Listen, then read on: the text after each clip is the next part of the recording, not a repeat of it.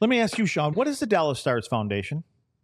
And I'm not talking about charity. Not a charity just here. Curious. Pete made a comment the other night and said we got to find our foundation or get back to our foundation. I've never heard it called that. You know, I've heard it an identity, and I don't know if that's exactly the same thing. But what would you say the foundation (parentheses) identity is?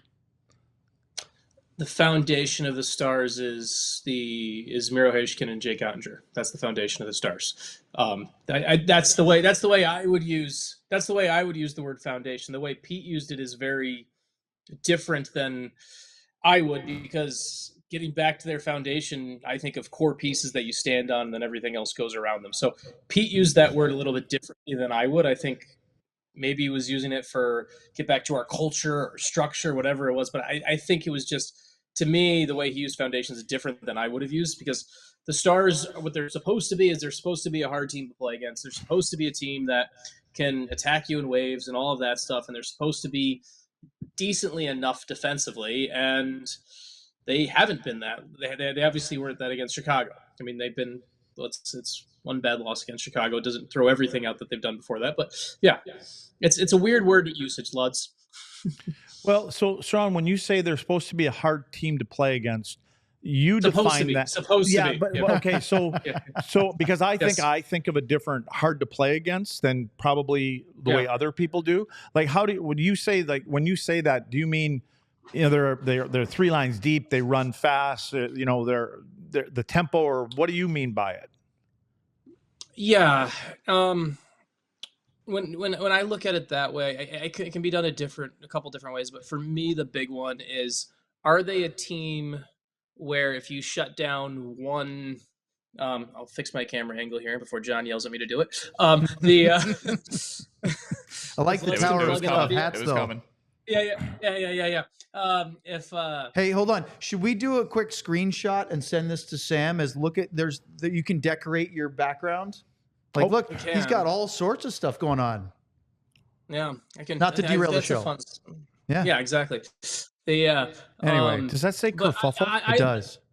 It does say kerfuffle. It's Sean's kerfuffle. It's one of Sean's favorite words. I like the word. I don't know what it means, but I like the word. Oh, you love it. And I pronounced it correctly, too. Sean, why don't you tell Luddy, I don't want to spoil the fun, because I think Luds would enjoy what kerfuffle means.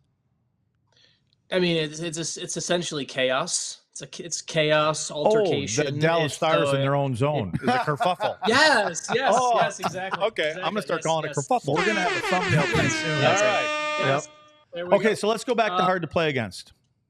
Yeah, I look at it as a team that if you shut down one facet of their game, they can counter. That's what I view as hard to play against, as a team where if you stop us from doing one thing, we still have the ability to beat you another way. And that's what the Stars are supposed to be. And I think in many times they still are that way. But I know some people use hard to play with being physical or whatnot. For me, it's are you a team that matchup wise, there's not one thing that unlocks and makes you a bad team or one dimensional. Like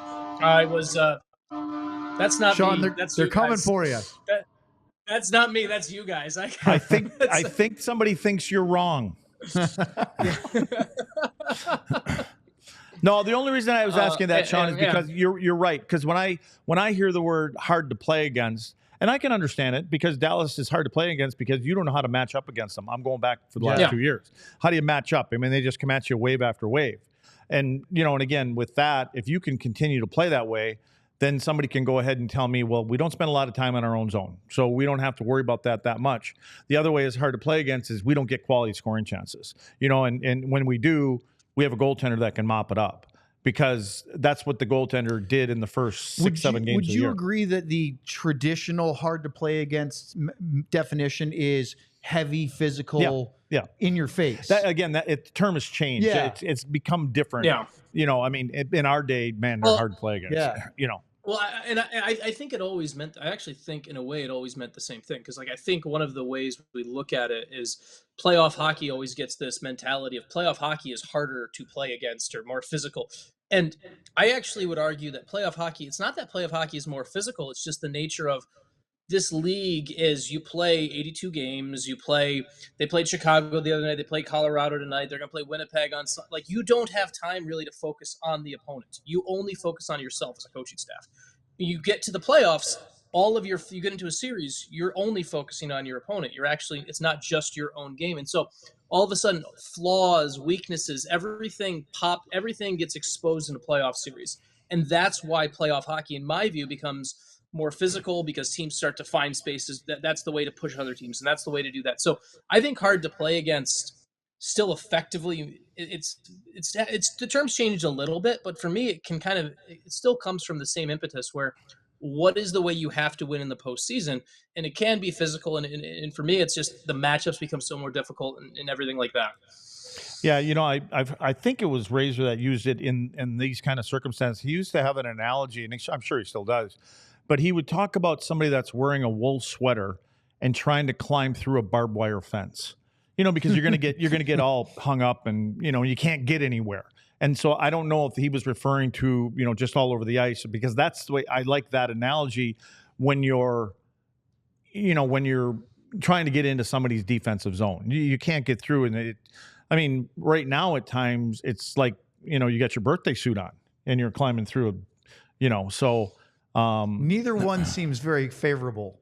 Exactly. Yeah, barbed wire fence makes this difficult either way. Yeah. So, but again, this all brings me back, because when I heard Pete say about the foundation, I was just curious. I still don't know what he means by the foundation, but because I understand what you're saying is our foundation is like the Madonos and the Zubovs and the Eddie Belfours, guys like that. But to me, that's because foundation. You said it's Otter and it's Miro.